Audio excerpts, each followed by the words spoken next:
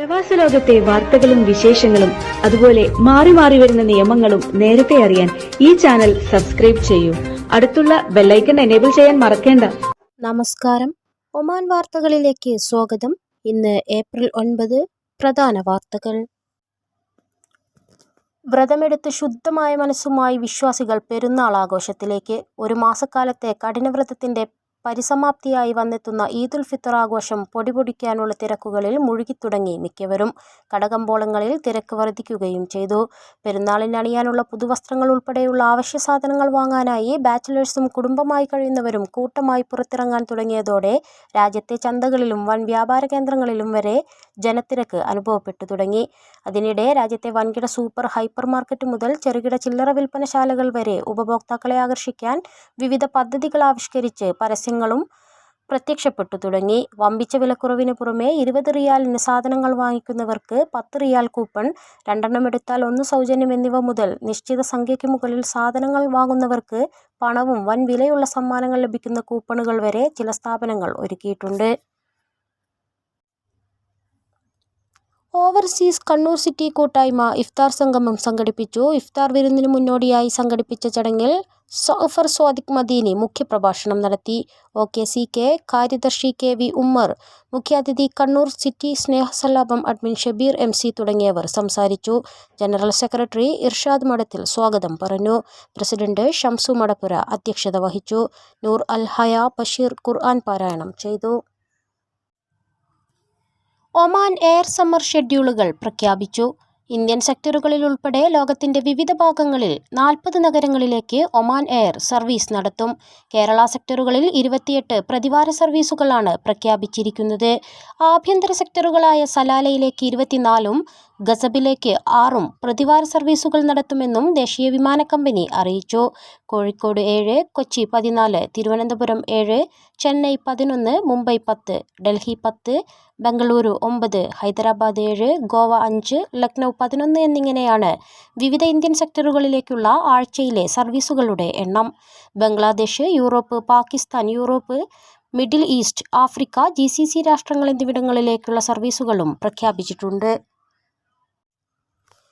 ഒമാനിലെ ഇന്ത്യൻ മാധ്യമപ്രവർത്തകരുടെ സൗഹൃദ കൂട്ടായ്മ അംഗങ്ങൾക്കായി ഇഫ്താർ സംഘടിപ്പിച്ചു. അൽഖുവൈറിൽ പുതുതായി ആരംഭിച്ച ഇംപീരിയൽ കിച്ചൺ റെസ്റ്റോറന്റിൽ നടന്ന വിരുന്നിൽ ക്ഷണിക്കപ്പെട്ട അതിഥികളും ഇന്ത്യൻ മാധ്യമപ്രവർത്തകരും ഒത്തുചേർന്നു.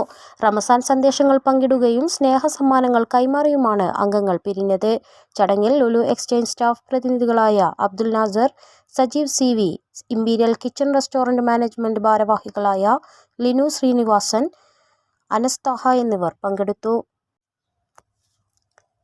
വിശുദ്ധ ഖുർആൻ മാനവരാശിയുടെ വെളിച്ചം എന്ന പ്രമേയത്തിൽ നടന്നുവരുന്ന റമസാൻ ക്യാമ്പയിന്റെ ഭാഗമായി ഒമാൻ ICF SJM സംയുക്തമായി സംഘടിപ്പിച്ച തിലാവ ഖുർആൻ പാരായണ മത്സരത്തിലെ വിജയികളെ പ്രഖ്യാപിച്ചു. ജൂനിയർ സീനിയർ വിഭാഗങ്ങളിലായി ആൺകുട്ടികളും പെൺകുട്ടികളും മത്സരങ്ങളിൽ മാറ്റുരച്ചു.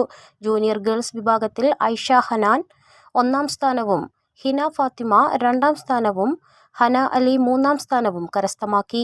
ജൂനിയർ ആൺകുട്ടികളുടെ വിഭാഗത്തിൽ മുഹമ്മദ് തുഫേൽ 1ാം സ്ഥാനവും മുഹമ്മദ് അദ്നാൻ 2ാം സ്ഥാനവും മുഹമ്മദ് സോലിഹ് 3ാം സ്ഥാനവും കരസ്ഥമാക്കി.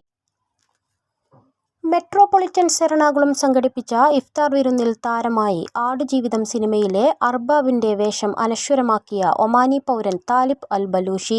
ഇഫ്താർ സംഗമത്തിൽ താലിബ് അൽ ബലൂഷി മുഖ്യാതിഥിയായിരുന്നു.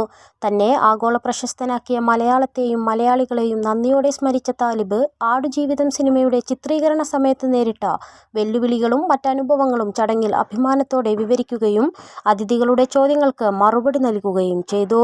കൂട്ടായ്മയിലെ അംഗങ്ങളുടെയും അവരുടെ കുടുംബാംഗങ്ങളുടെയും ഒത്തുചേരലിന് വേദിയായി. ഈദ് അവധിക്കാലത്ത് ഒമാൻ UAE റോഡുകളിൽ കനത്ത ഗതാഗതക്കുരുക്ക് അനുഭവപ്പെടാൻ സാധ്യതയെന്ന് അനുഭവസ്ഥർ മുന്നറിയിപ്പ് നൽകുന്നു. കഴിഞ്ഞ ഈദിലും നീണ്ട വാരാന്ത്യങ്ങളിലും യാത്ര ദുഷ്കരമായിരുന്നു. പലരും മണിക്കൂറുകളോളം റോഡിൽ കുടുങ്ങി. ഹത്ത റോഡിൽ ഉൾപ്പെടെ കനത്ത ട്രാഫിക് ആയിരിക്കും. ഇത്തവണ ഹത്ത വഴി കുറെ കൂടി സന്ദർശകരെ പ്രതീക്ഷിക്കുന്നു. അവധി ദിവസങ്ങളിലെ ഏറ്റവും ജനപ്രിയ റൂട്ടുകളിൽ ഒന്നാണിത്. സ്വന്തം വാഹനത്തിൽ UAEയിലേക്ക് പോകുന്നവർ വാഹനരേഖകൾ കരുതണമെന്ന നിർദ്ദേശവുമുണ്ട്. ഷവ്വാൽ മാസപ്പിറവി നിർണയത്തിനുള്ള സുപ്രധാന സമിതി ഇന്ന് യോഗം ചേരും. മാസപ്പിറ കാണുന്നവർ വിവിധ ഗവർണറേറ്റുകളിലെ ഗവർണർമാരുടെ ഓഫീസുകളിൽ അറിയിക്കണമെന്ന് ഔക്കാഫ് മതകാര്യ മന്ത്രാലയം അറിയിച്ചു. രാജ്യത്ത് ഇന്ന് റമസാൻ 29 മാസപ്പിറ കാണുകയാണെങ്കിൽ ബുധനാഴ്ചയായിരിക്കും ചെറിയ പെരുന്നാൾ. ഇല്ലെങ്കിൽ റമസാൻ 30 പൂർത്തീകരിച്ച് വ്യാഴാഴ്ച ഈദുൽ ഫിത്തർ ആഘോഷിക്കും. രാജ്യത്ത് മാസപ്പിറ നിരീക്ഷിക്കുന്നതിന് വിപുലമായ സൗകര്യങ്ങളാണ് ഒരുക്കിയിട്ടുള്ളത്. പ്രഖ്യാപിത മസ്കത്ത് മെട്രോ പദ്ധതി സംബന്ധിച്ച വിദഗ്ധ സമിതിയുടെ പഠനം പൂർത്തിയായതായി ഗതാഗത ആശയവിനിമയ വിവരസാങ്കേതിക മന്ത്രി engineer Saeed bin Hamood bin Saeed Al Mawali പറഞ്ഞു. പഠന റിപ്പോർട്ട് മന്ത്രിസഭയ്ക്ക് മുമ്പിൽ ഉടൻ സമർപ്പിക്കുമെന്നും മന്ത്രി വ്യക്തമാക്കി. 100 കോടി റിയാലാണ് മെട്രോ റെയിൽ നിർമ്മാണത്തിനായി നിക്ഷേപം കണക്കാക്കുന്നത്. 55 കിലോമീറ്റർ മെട്രോ പാതയിൽ 42 പാസഞ്ചർ സ്റ്റേഷനുകൾ ഉണ്ടാകും. നഗരവികസനത്തിന്റെ ഭാഗമായി പ്രഖ്യാപിച്ച മസ്കത്ത് മെട്രോ പദ്ധതിയുടെ റൂട്ട് നിർദ്ദിഷ്ട സുൽത്താൻ ഹൈതം സിറ്റി മുതൽ റൂവി വരെയായിരിക്കും. ഗതാഗത ആശയവിനിമയ വിവരസാങ്കേതിക മന്ത്രാലയത്തിന്റെ പഠനങ്ങൾ പ്രകാരം മസ്കത്ത് മെട്രോ ഒരു പ്രധാന മാസ് ട്രാൻസിറ്റ് ആവശ്യകതയാണെന്ന് മനസ്സിലാക്കിയതായും മന്ത്രി വ്യക്തമാക്കിയിരുന്നു.